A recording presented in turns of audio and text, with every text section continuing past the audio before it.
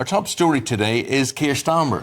Yes, isn't this interesting how already, 2 weeks into the premiership, he's had to firmly bring his boot down on those who would not agree with him. Well, the thing is, he can do that, with the majorities have, and he's showing who is boss right from the start. He will face off against the current Conservative leader, that is Rishi Sunak. Yes, and of course all of this is happening as nominations for the Tory leadership begin, with former Home Secretary James Cleverly already announcing his campaign because he wants to be the new leader of the opposition. Despite not telling me yesterday, but I know, I saw that. He just refused to be pressed. I said, I'll take that as a yes, and there I was right.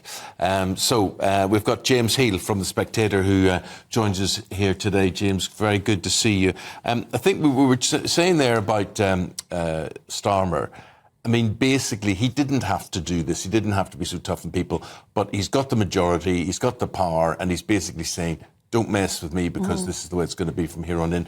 Big suspensions on these people. 6 months. Yeah. And, of course, he's helped the not-so-magnificent seven, as one Labour MP refers to them last night, because they were all of the left. They're all well-known troublemakers for Keir Starmer. And I think what he's doing right now is saying, we don't want the habits of rebellion to become embedded in this new parliament, this new parliamentary party, so he's going to make an example out of these people. And 6 months suspensions, I suspect there'll be some of those people who got suspended, like John McDonnell, who'll probably never take the whip up again under Keir Starmer's Labour. Is that right? I suspect so, because I don't think he wants them in their ranks. They'll review it. He said he's going to review their suspensions. Well, it's one of those things where I think it'll be kind of an ongoing rolling thing, and actually they'll never let them back in, because why would you? You've got a majority of 172. You can have a whole bunch of nice, new, shiny Stormtroopers, or you can have some old left troublemakers. Like Absolutely. it. Either that or Keir leaders, whichever you prefer. You mightn't know the answer to this, James. I don't wish to put you in a position, but when we say suspension straight away, are they suspended on full pay, or do they have their pay and benefits taken away? No, because all it is your parliamentary party membership. So they're still MPs, they still get all their benefits, still get all their pay. It's just that you're no longer part of the parliamentary party. That's not a bad deal, is it? Yeah, absolutely. You have to follow what your whip says. It's not a very good deal for their constituents, though. Well, they were voted in there on the Labour ticket, weren't they? Well, absolutely. This is the thing. And, of course, you can go there, you can kind of jet off and you lose the whip, etc., and do nothing for 4 or 5 years.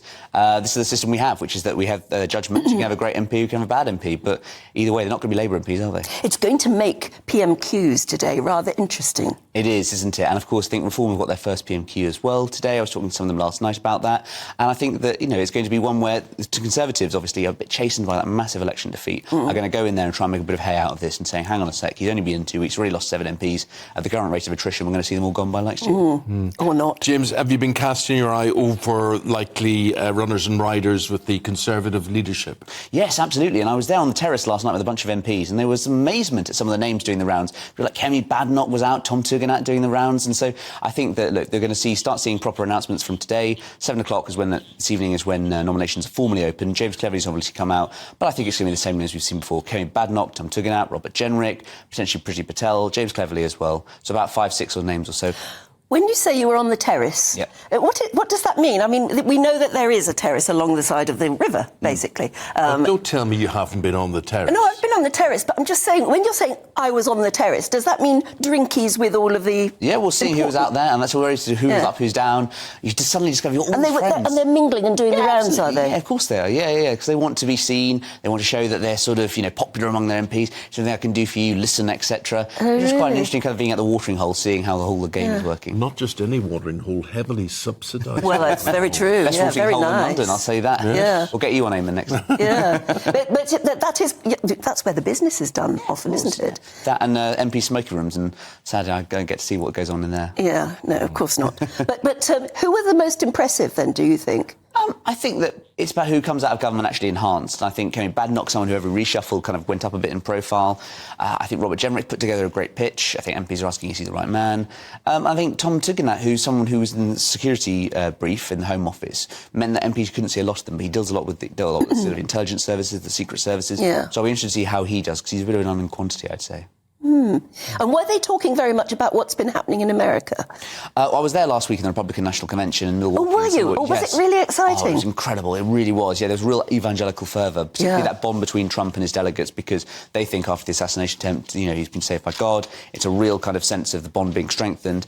And so they were in a really positive mood. They could put on a good show, don't they? I mean, the professionalism of the whole event was incredible. It was. It put sort of our party conference on steroids, wasn't it? I remember what Quentin Letts once saying, saying you can never be too camp for America, and it certainly was very camp. You know, the YMCA, Star Spangled Banner, it was great fun to be there. And not many Brits, because normally obviously you get a fair number of Brits going out there. I think it was just Liz Truss and Nigel Farage out there. That's it, is yeah, it? I mean, only Brits. But I mean, a lot of it has been happening in the world of politics here domestically. Yep. Meanwhile, an awful lot's been happening in Washington. Incredible, isn't it? And I think last week they were very confident in America, talking to delegates, talking to Republicans. They thought they had it all sewn up. And now, actually, we've got this unknown question, which is Kamala Harris running instead of Joe Biden. Now, Joe Biden was a known quantity, and now we've got Kamala, who may, have lacked some of Biden's strengths, but post-debate... Well, she did her first rally speech yesterday. Yeah. What did you think? I thought that... Look, it was what she needed to do, I think, kind of reassure some of the doubters, but it wasn't too impressive, I think. And the key question, of course, is can she make up the mind in the doubters, the people who are sort of annoyed by what's happened with Biden and inflation in Afghanistan, for instance? Are there enough floating voters in America to sort of tip the balance one way or the other? Yeah, certainly. And I think actually people will be looking and they think, do I want a second term of Trump after all we had last time? We've seen the prequel, seen how this ends. Do we want to see the same thing? I think there'll be a fair number, and it's all competitive. And I think the Republicans, from talking to them in the last few days, are now saying, hang on a sec, we have to pull our adverts, look at our research, and actually, how do we take the fight to Kamala, who's a very different candidate to Biden? Tell you what I think, James. I think she brings a lot of energy to it. I mean, she's been quiet. She's had a very quiet vice premiership presidency right up until now. And now she's basically saying, right, I've done 4 years training or so, I'm now ready to go here, I can do this. And then it's not two old men fighting each other. Oh, this absolutely. time. Well, suddenly now Trump is now the oldest ever candidate running for office. I think he's sort of 77 now. So he can look, as new generation compares it. I think there's the energy thing. I think there's the sort of wellness point. I also think it's just that, she's someone who isn't kind of associated so much with the Biden presidency. Obviously, she's had responsibility failures, but as you say, Eamon, she's not been the same way as Biden would be running for a second term.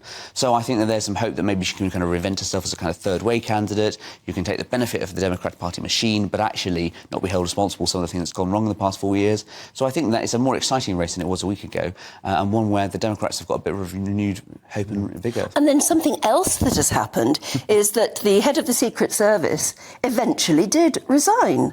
She was stubbornly not going to, but suddenly something changed her mind. Well, it was extraordinary. It was at the convention, and of course all these senators were chasing her around. These are senior US politicians chasing her around, demanding her resignation.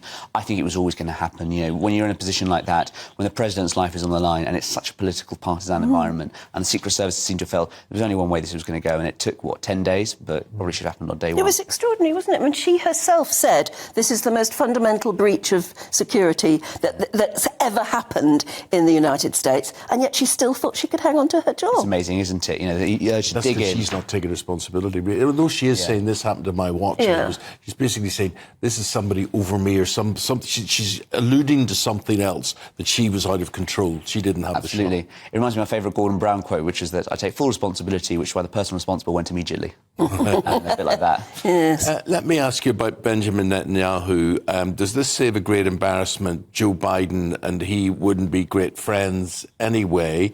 Biden's now disappeared with COVID or whatever he's got.